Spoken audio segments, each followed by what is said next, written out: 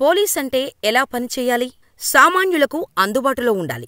తీసుకునే జీతానికి న్యాయంగా పనిచేయాలి. ముఖ్యంగా లంచం, అవినీతి అనే దురలవాట్లకు దూరంగా ఉండాలి. దేశం ఉన్నతంగా, అత్యంత వేగంగా అభివృద్ధి చెందటానికి కేవలం పోలీస్ మాత్రమే కాదు, దేశంలో ఏ అధికారి అయినా ఈ మూడు అలవాటు చేసుకుంటే చాలు అని మనమనుకుంటాం. అనుకుంటూనే ఉంటున్నాం. కానీ అవి మాత్రమే ఉంటే సరిపోవు. ఏ అధికారికైనా, సామాన్యులైనా కనీసం మానవత్వంతో ఉండాలి. సాటి వ్యక్తుల పట్ల గౌరవం, సేవాగుణం ఉండాలి. అయితే అక్రమాలు, అవినీతి అనే పదం చెబితే మొదటిగా గుర్తొచ్చేది పోలీస్ డిపార్ట్మెంటే. కానీ ఇప్పుడు ఫ్రెండ్లీ పోలీసులు అన్న పదం వింటున్నా. అయితే నిజంగా ఫ్రెండ్లీ పోలీసుగా నడుచుకునే ఒక్క పోలీస్ ఆఫీసర్ కూడా బయట ఎక్కడా కనపడటం లేదు. అధికారాన్ని పెద్ద సామాన్య ప్రజలపై వారి జులుం ప్రదర్శించటానికి వాడుతుంటారు చాలా మంది. కానీ ఎక్కడో చుక్కల్లో చంద్రుడిలా ఒకరో ఇద్దరు కనిపిస్తుంటారు. అలాంటి ఓ మహిళా కానిస్టేబుల్ చేసిన గొప్ప మానవతా సేవ గురించి ఈ స్టోరీలో చెప్పుకోబోతున్నా. వీడియో చాలా ఇన్స్పైరింగ్ గా ఉంటుంది. వీడియోని చివరి వరకు స్కిప్ చేయకుండా చూడండి. చూసి అలా వెళ్లిపోకుండా మా ఇన్ఫర్మేషన్ నచ్చితే వీడియోని లైక్ చేసి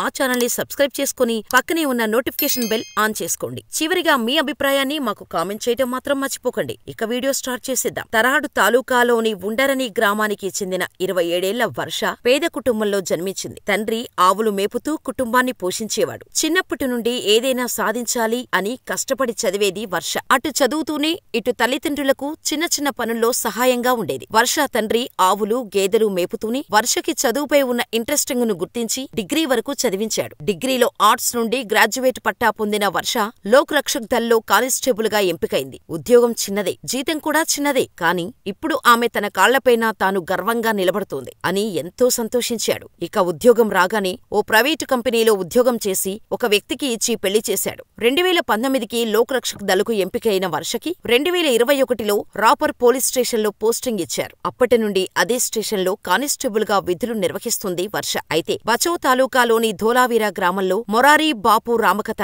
మార్చి 19 నుండి 27 వరకు ఒక వేదిక ఏర్పాటు చేసి ధర్మం, మంచి, మానవత్వం గురించిన ప్రసంగాలు ఇస్తూ ముఖ్యంగా రాముడి కథలను చెబుతూ ప్రజలకు జ్ఞానాన్ని బోధిస్తూ ఉంటారు. అయితే దానికి బందోబస్తుగా కానిస్టేబుల్ వర్షని అక్కడ డ్యూటీలో పెట్టారు. అయితే అక్కడి నుండి దాదాపు 5 కిలోమీటర్ల దూరంలో ఉన్న చైనా కొండపై ఉన్న బాంజా దాదా దేవాలయానికి దర్శనానికి వెళ్లారు ముగ్గురు వృద్ధ మహిళలు. ఇక దర్శనం చేసుకుని తిరిగి వస్తున్న క్రమంలో ఆ ముగ్గురిలో ఒక వృద్ధురాలు వడదెబ్బకు గురై స్పృహ తప్పి పడిపోయింది. దాంతో అటుగా వెళ్తున్న ఓ వ్యక్తి అపస్మారక స్థితిలో పడి ఉన్న ఆమెను చూసి కథావేదిక వద్దకు సమాచారం అందించాడు. అందరూ చూసి అయ్యో పాపం అని వెళ్లేవాళ్లే కాని ఆ అవ్వ ప్రాణాలు పోతున్నాయని, ఆ అవ్వని కాపాడాలనే ఆలోచన ఒక్కరిలో కూడా రాకపోవటం సిగ్గుపడాల్సిన విషయం. అయితే నిజానికి బందోబస్తు కోసం వచ్చిన వర్ష అక్కడి నుండి ఒక అడుగు కూడా బయట వేయడానికి వీల్లేదు. ఎందుకంటే ఆమెకు తన హయ్యర్ అఫీషియల్స్ నుండి ఆర్డర్, ఎట్టి పరిస్థితుల్లోనూ అక్కడే ఉండి కాపలా కాయాలి. కానీ వర్ష అలా చెయ్యలేదు. తోటి అధికారులు మందలిస్తే ఇప్పుడు ఒక రాజకీయ నాయకుడో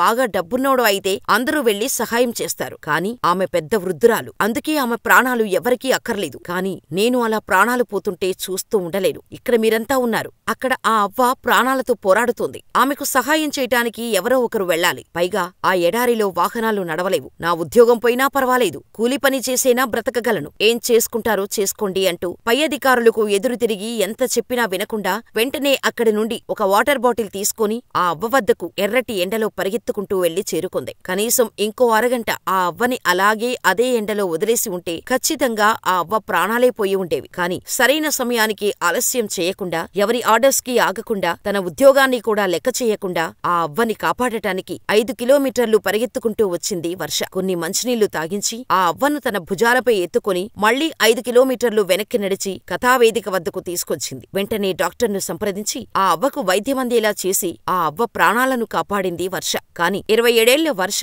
అవ్వని 5 కిలోమీటర్లు మోసుకుని రావడాన్ని చూసి వేదిక దగ్గరున్న జనాలంతా షాకయ్యారు. అయితే వాస్తవానికి వర్ష నిరుపేద కుటుంబానికి చెందిన మహిళ. చిన్నతనం నుండే గేదెలకు గడ్డి కట్టలు మోసేది. చిన్నప్పటి నుండి రోజూ 5 నుండి 10 కిలోమీటర్లు నడిచేది. అయితే వర్ష ఆ అవ్వను ఎత్తుకుని రావడాన్ని ఆ దారిలో వెళుతున్న ఓ వ్యక్తి తన మొబైల్ ద్వారా వీడియో తీసి సోషల్ మీడియాలో పోస్ట్ చేశాడు. దాంతో ఆ సంఘటన జరిగిన కొన్ని రోజులకి వర్ష సోషల్ మీడియాలో వైరల్ గా మారింది. నిజానికి సాటి మనిషి ప్రమాదంలో ఉంటే సహాయం చేయటానికి కూడా ఉపయోగపడని ఈ ఉద్యోగాలు ఉన్నా ఒకటే, లేకున్నా ఒకటే. అంటే అని ఆ సంఘటనతో చెప్పకనే చెప్పింది వర్ష. బలిసినోడికి ఊడిగం చేసేదానికన్నా పేదోనికి సహాయం చేయడం గొప్ప. ఎంత పెద్ద అధికారం ఉన్నా, ఎన్ని కోట్లు ఆస్తులు ఉన్నా వర్షలాంటి గుణం చాలా తక్కువ మందికి ఉంటుంది. వర్షని చూసి చిన్న అధికారం ఉన్న ఉద్యోగుల నుండి పెద్ద అధికారుల వరకు కొంచెం మారి ప్రజల పట్ల మానవత్వంతో, గౌరవంతో ఉండి సామాన్య పేద ప్రజలకు సహాయపడగలిగితే దేశం వేగంగా అభివృద్ధి చెందుతుంది అనడంలో అతిశయోక్తి లేదు. మీ అభిప్రాయమేంటో మాకు కామెంట్ చేయండి. మరి ఈ రియల్ లైఫ్ స్టోరీపై